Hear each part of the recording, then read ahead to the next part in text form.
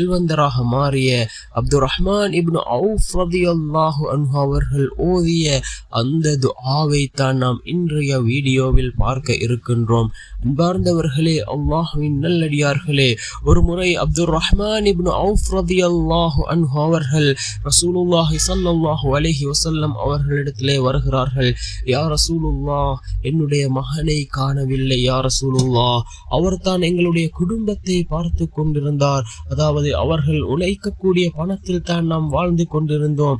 எங்களுடைய மகனை காணவில்லை யா ரசூலுல்லாஹ் என்று ரசூலுல்லாஹி ஸல்லல்லாஹு அலைஹி வஸல்லம் அவர்களிடம் அப்துர் ரஹ்மான் இப்னு அவுஃப் ரலியல்லாஹு அன்ஹு அவர்கள் வந்து முறையிடுகிறார்கள். அந்த நேரத்தில் ரசூலுல்லாஹி ஸல்லல்லாஹு அலைஹி வஸல்லம் அவர்களுக்கு ஒரு துஆவை கற்றுக் கொடுத்தார்கள். இந்த துஆவை நீங்கள் தொடர்ச்சியாக ஓதுங்கள், நிச்சயமாக அல்லாஹ் உங்களுடைய மகனை உங்களிடத்தில் கொண்டு வந்து சேர்ப்பான் என்று ஒரு துஆவை கற்றுக் கொடுத்தார்கள். அந்த துஆ தான் லா ஹவுல வலா குவத இல்லா பில்லாஹில் அலியில் அதீம். லா ஹவுல வலா குவத இல்லா பில்லாஹில் அலியில் அலீம் என்று வரக்கூடிய இந்த துஆவை அப்துர் ரஹ்மான் இப்னு அவுஃப் ரலியல்லாஹு அன்ஹு அவர்களுக்கு ரசூலுல்லாஹி ஸல்லல்லாஹு அலைஹி வஸல்லம் அவர்கள் கற்றுக் கொடுத்தார்கள். இதனை அவர்களும் அவர்களுடைய மனைவியும் ஒவ்வொரு நாளும் ஓதி வந்தார்கள்.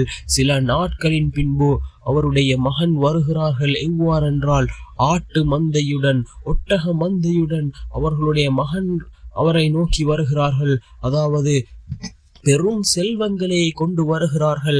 அப்பொழுது ரசூலுல்லாஹி ஸல்லல்லாஹு அலைஹி வஸல்லம் அவர்களிடத்தில் இந்த விடயத்தை கூறிய பொழுது, இது உங்களுக்கு அல்லாஹ் தந்ததாக இருந்து கொண்டிருக்கின்றது. இந்த துஆவின் மூலமாக இந்த அளவுக்கு பெரிய பணக்காரர்களாக அவர்கள் மாறினார்கள். இந்த துஆவை அவர்கள் யகீனோடு ஓதினார்கள். அல்லாஹ்வின் மீது நம்பிக்கை வைத்தவர்களாக ஓதினார்கள். சிறிது நாட்களின் பின்பு அவர்கள் மிக பெரும் செல்வந்தராக மாறினார்கள். இந்த துஆவை நாமும் ஓதுவோம், யகீனோடு ஓதுவோம். நிச்சயமாக அல்லாஹ் நம்மையும் அந்த வறுமையிலிருந்து பாதுகாத்து செல்வந்தராக அல்லாஹ் மாற்றுவான்.